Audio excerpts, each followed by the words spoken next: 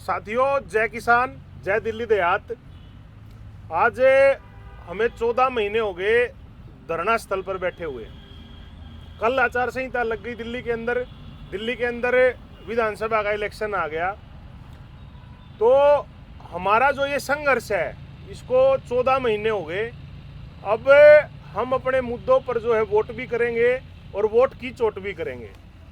तो जब हमारा आंदोलन था, जब यहाँ 40-40, 50-50 नेता हमारे धरना स्थलों पर आते थे, तो हमने एक आह्वान उनसे किया था, एक प्रार्थना हमने की थी कि भाई आप लंबे लंबे भाषण ना देकर अपने पार्टी के अध्यक्ष से, तीनों पार्टी जैसे भारतीय जनता पार्टी, आम आदमी पार्टी और कांग्रेस, ये अपने अपने अध्यक्षों से हमारी मीटिंग कराए, जिसमें कांग्रेस और बीजेपी ने जो है वो मीटिंग तत्काल उसी टाइम करवा दी थी। लेकिन आम आदमी पार्टी का अध्यक्ष आज तक हमसे मिलने तक का उसने समय नहीं दिया।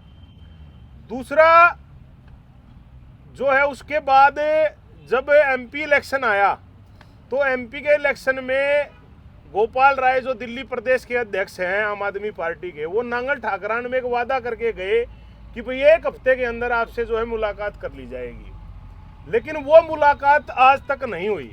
उसके बावजूद भी हमने जो है विधायकों के माध्यम से एक पत्र लिखा, ज्ञापन दिया विधायकों को कि भाई हमारे मुद्दों को लेकर दिल्ली सरकार का भी कुछ दायित्व बनता है, वो दायित्व जो है सरकार निभाए और उस पे जो हमारी मांगों को सुने। तो उस पे भी अरविंद केजरीवाल जी ने, प्रदेश अध्यक्ष ने, कोई भी काम करने का जो उन्होंने जोर नहीं लगाया, हमारे को सुना तक नहीं गया। अब जब हमने दबाव बनाया विधायकों के माध्यम से, तो ये तो बात आई वहाँ से कि भाई आपके वहाँ नेता आएंगे, आप बताओ कितने आदमी इकट्ठे करें। तो हम आदमियों की भीड़ इकट्ठा करने के लिए नहीं है जी।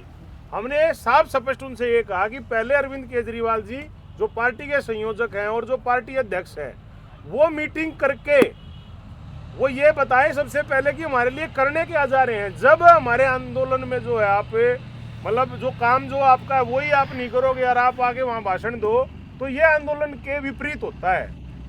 तो आज तक हमसे नहीं मिला गया। अब लग गई आचार संहिता, तो आचार संहिता से अगले ही दिन हमने अपनी समीक्षा मीटिंग यहाँ की और समीक्षा मीटिंग में ये फैसला लिया गया कि ये आने वाले समय में आम आदमी पार्टी या कोई भी नेता हमारे जब गाँव में आएगा, ओचंदी गाँव में नहीं, हमारे आसपास के गाँव में भी जब आएगा, दिल्ली देहात में जब आएगा, तो उनसे ये सवाल जवाब जो है जनता के बीच जाकर ही हम करेंगे।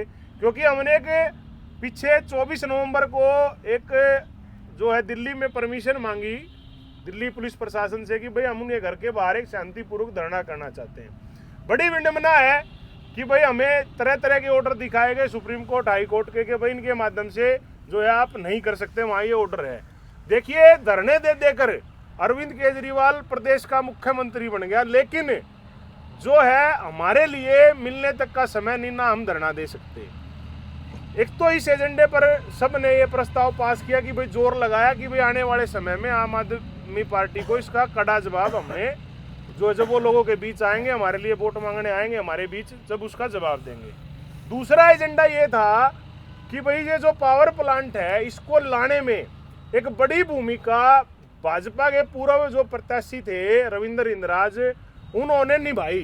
क्योंकि यहाँ जमीन नहीं मिल रही थी उनको, उन्होंने अपनी कार्यशैली के माध्यम से ये सौदा करवा कर और एक वैसे प्राइवेट सौदा पावर ग्रिड को दिलवा कर, जिसमें उनका जो है शेयर भी बताया जा रहा है और इसको बिकवाने में उनका बड़ा हाथ है। और उनके जो भाई हैं वो पावर ग्रिड में कर्मचारी है और उसको ये पता था कि अगर ये पावर ग्रिड का प्लांट यहाँ आएगा तो आसपास का जो दिल्ली देहात का और जो खासकर उनकी विधानसभा के गांव का, हमारे आसपास ये गांव जैसे मुंगेशपुर बिल्कुल साथ लगता गांव है, कुतुबगढ़ हो गया, पंजाब कोट, जट कोट और जोनती और ये कटेवड़ा, ओचंदी, हरेवली, नांगल, बाजितपुर, इनके अंदर रहने लायक जो है ये क्षेत्र नहीं बचेगा। लेकिन ये पता होने के बावजूद भी उन्होंने इस प्रोजेक्ट की कार्यशैली से, अपनी कार्यशैली से जो है इसको यहाँ लाने में एक बड़ी भूमिका निभाई है।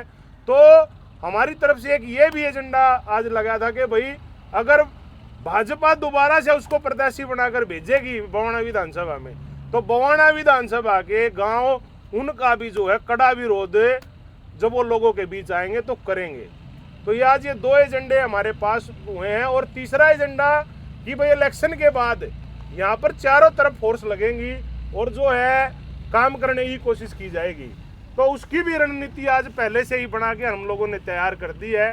उसके लिए हम पूरे 1 महीना काम करेंगे और आने वाले हर जो है कोई भी अगर कड़ा कोई समय अगर हमारा आता है तो उस पर कठोर कदम हम भी उठा सकें, उसकी तैयारी आज से ही शुरू कर दी गई है।